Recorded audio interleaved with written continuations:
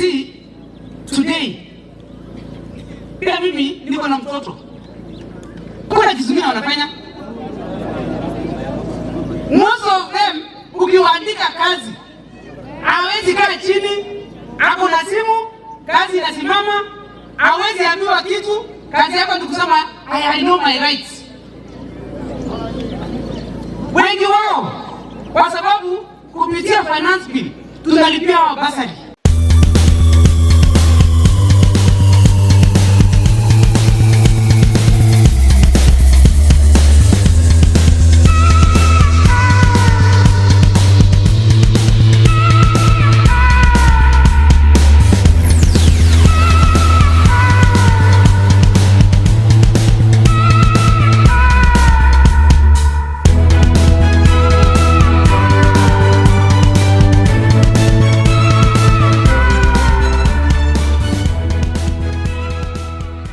Welcome back to Havana Media. My name is Boniface Awino, and as usual, I'm going to be your host for today.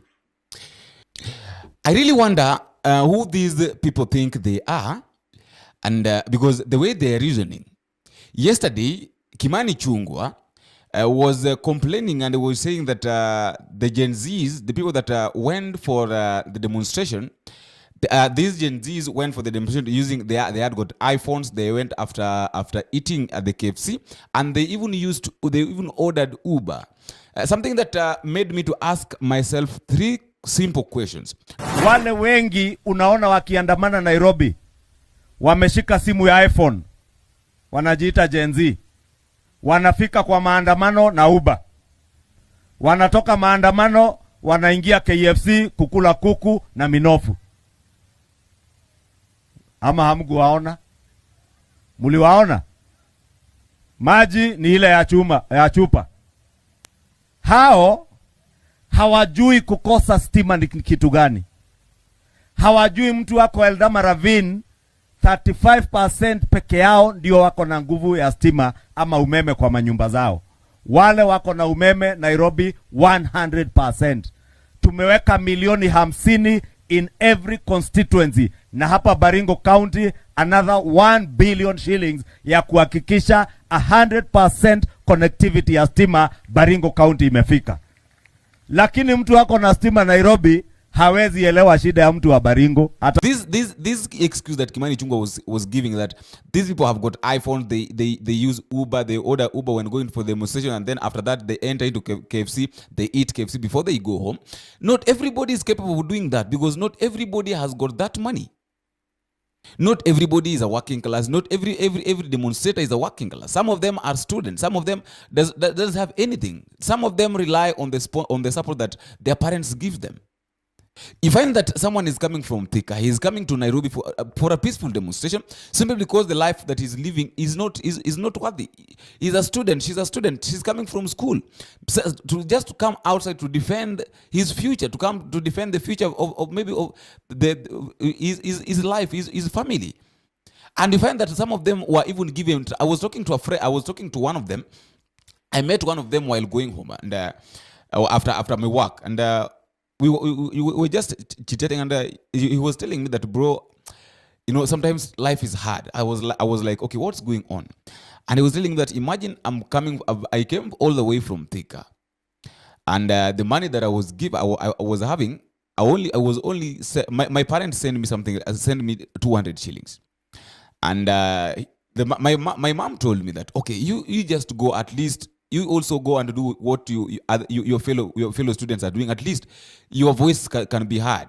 We are praying for you. So I was like, that thing made me to ask myself a lot of questions. That if this young man, or if this student is coming from school just to come out here to demonstrate, simply because this life is difficult because of the financial bill, and then a leader somewhere is saying that these people they're doing this for TikTok views and for TikTok likes. It's very pathetic, and that is why I kept on asking myself that, where did we mess? How did we end up electing these kind of people to be in the offices? Even listening to the way Ichungwa is talking about these Gen Zs. Before talking about these issues, not everybody, and I've said this and I'll repeat it again. Not everybody is capable of accessing an iPhone. Not everybody is capable of going, of traveling using Uber. Not everybody is capable of eating. Some of them have not even tasted KFC since it was brought. Some of them doesn't even know how that KFC tastes. So let's take, for example, let us because the demonstration was countywide. Some people in Nanyuki, do they have iPhones? Do they even know what KFC is? Some people from Bondo, some people from Kisumu, do they even know? From Lamu, people from Lamu, do they even know what KFC is? Do they even have iPhones? Some of them are using the button, the Katululu one. So you are saying that these people are doing this for TikTok lives. These people are doing this simply because they're being led by someone. And today, the same Kimani Ichungwa, today's Kimani Ichungwa is saying something very pathetic. Andamana na wataendelea kuandamana sababu hiyo ni haki yao ya kikatiba. Lakini pia wanapotoshwa na mambo ya uongo, mambo ya propaganda.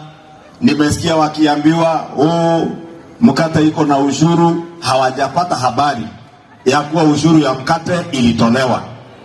Wanaambiwa iko ushuru ya magari na wako na magari, lakini hawana habari ushuru ya magari tuliondoa. Na siku ya Jumanne tutakuwa bunge kufanya ile inaitwa amendments. Tutoe ushuru ya mkate, tutoe ushuru ya magari, tutoe ushuru ya ile mambo ya wamama ya sanitary pads ambazo zinatengenezewa hapa nchini. Tutoe ushuru ya diapers ya watoto wenye wako wana watoto wachanga kama mimi na Kiborek. Sisi bado tuko kazi na tutaendelea. Lazima tuangalie mambo ya diapers ya watoto, si ndio? Na wale warembo mumeona kwa TikTok, ili mambo ya sanitary pads ile inatengenezewa hapa haitakuwa na ushuru. Lakini sababu ya generation hiyo inaitwa Gen Z, hao vijana wetu ambao ni watoto wetu, sababu ya kuwatengenezea Kenya ya kesho ili wasimalize shule wakose ajira, ni lazima tuhakikishe ya kuwa zile bidhaa zinatoka Uchina, zinatoka nchi za ng'ambo, hizo tutoze ushuru ili kazi zirudi hapa Kenya za manufacturing ya items zetu, ili hawa vijana wetu na watoto wetu wapate ajira, si ndio? So I want to say, even to our children in the Gen Z generation, whatever decisions we will make responsible decisions as leaders. Leaders in the past in our country have been afraid of making the right decisions and always made the popular decisions for political expediency. We want to secure your future by making the right decisions. When we say we will not impose tax on locally manufactured, locally assembled products, it's deliberate. We want to levy taxes, import duty, excise duty on fully completed or fully finished goods being imported from other countries, so that we can secure your future, so that we can encourage our local manufacturers to manufacture from Kenya, to create jobs and generate an income for you, so that even tomorrow you become taxpayers and participate in the nation building of our country. So according to Kimani Ichungwa, there is someone that is mobilizing all these Gen Zs. Is mobilizing the Gen Zs from Nairobi, Kisumu, Mombasa, Limuru, Nyeri, Eldoret, Nyamira, all these counties, Siaya, Bondo, there is someone that is mobilizing all these people to go and demonstrate, and is going ahead and saying that this person is misleading them because the VAT on bread was removed and the VAT on vehicles was removed. So I have a question. Kimani Ichungwa is saying that the VAT, the tax on bread was removed and that one of vehicles.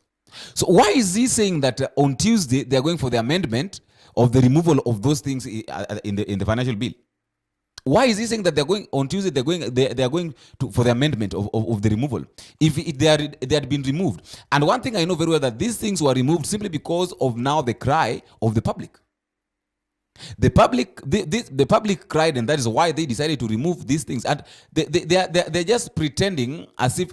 What I know is that I was going through this financial, and I came to realize that there are a lot of things that are being hidden from us. There are a lot of things that are being hidden from us, we citizens, and that is what they don't want us to talk about. So telling us there is a force, there is someone behind all these demonstrations is something that you should not say as a leader. And he's also saying that Kimani Ichungwa is also saying that by introducing this financial bill, what the Gen Zs does not understand is that by introducing this financial bill, the government is trying to make a better country for us, for a better country for us. So my question is, which country are these people trying to make for us, yet they are destroying everything? By introducing all these taxations, by doing all these things that you're doing, is it making or destroying? You know, there is a difference between making something and destroying something. So what this government is trying to do, the government is trying to destroy everything. And you can't tell me that they are destroying everything so that they can start from scratch. It is not going to happen. And by saying that you are increasing tax for the things that are being imported in the country, so that the people that are importing these things should stop importing, in order for the Kenyans, for young generation or the Gen Zs to get job opportunities, is like telling us that we introduce these taxes so that these people can stop importing vehicles, in order for Kenya to start making their own vehicles. You know, it does not make sense. Talking about pads and sanitary towels, are they made in Kenya? Like, which company, I just have to speak the truth, which company makes sanitary pads? Which company makes sanitary pads? If there is a country that if there is a company that makes sanitary pads in this county of Kenya, please pin it at the comment section so that I can know which company is that. Because the last time I checked, there's this company that was making sanitary pads, which was making in fact, it was making a very dangerous sanitary pad, which was even infecting the ladies when they were using them. So saying that there is a company in Kenya that is making sanitary pads is like, I really don't know. And I've said this. Please, if there is a company that is making sanitary pads in this country, please just pin it at the comment section so that I can know which company is that, so that one day I can go and visit it. You know, we don't just want to talk about these things without knowing a lot about them, and that is what these people are leading us to. Another thing is that, you know, it has reached a point that right now, if anything happens to any Gen Z, the death of Rex is enough. And if there is another thing if another death that will occur either on Tuesday or any other day, and in case there will be any police brutality again, then we will know that Kenya Kwanza government is behind it. There is no way a tourist director who doesn't understand anything, because what I know is that he did not even read this financial bill. He's just talking simply because he's hearing, he heard other people talking, he had other politicians talking, so he also wants to talk to be heard. I want to talk to the Wanajita set generation. We've heard you loud and clear. Mambo yenu tulisikia, hata serikali ikatoa hizo mapengele ingine ilikuwa mbaya kidogo, lakini still bado mkakataa. Now I've seen you are mobilizing ati mnaita revolution. Ati mnataka kwenda State House. Hapo sasa cross red line. Cross red line. Naomba utapewa. Tafuta utapata. Knock and you'll be given. I am warning the set generation. Just attempt to step into State House, you will get out of there dead. Wewe ndio mocho. Hakuna kesi hapo. Kwa nini ukufe na Yesu alikufa kwa dhambi zetu? Nimechi mo. Hatu unajiita set generation. The tourism director, let me just call it the tourism director, is threatening the Gen Z, and he's saying very well that anything that will happen if these people decide to make a mistake of going to the State House on Tuesday, then none of them will come back alive. He will make sure that all of them are killed. And by killing them, there will be no case there because they are going to attack the state house. And he's even using this is what I was talking about, by the way. And he's even using the religion to defend himself. And I say that this is one of the ways, there is one of the major reasons why we will never have revolution if we concentrate on things like revolution and on things of like religion and tribalism. Is to even quoting the Bible. Like, ask and it shall be given to you. That is Matthew 7:7. Ask and it shall be given to you. Seek and you shall find. Knock and the door. So in short, he's trying to say that if Gen Zs go to the state house, they'll be knocking and the door will be open. The door of death will be open to them. They will be seeking death and they will be given. They will be asking for this death and they will be given. Are you seeing the way these people are misquoting the Bible? They're just choosing it aimlessly without caring anything. They don't care about the lives of the Gen Zs. But one thing I know for sure is that we will be there. The people have decided that they will be there no matter what. Whether they continue arresting other people or not, the Gen Zs have decided that the revolution must be seen and their cry must be heard by the government. I don't know what to think. I also like to listen to the comment section. Please don't forget to click the subscribe button. If you're meeting for the first time, don't forget to click the subscribe button. You can tell me where you're watching us from. If you're within the country, tell me which country are you watching us from. And if you're outside the country, it's also good to tell me which country are you watching us from. And I will not fail to thank you, those who are giving us support, because without your support, this channel cannot grow at the rate at which it's growing. And until you meet again, I've been your host, Boniface Awino. Bye-bye.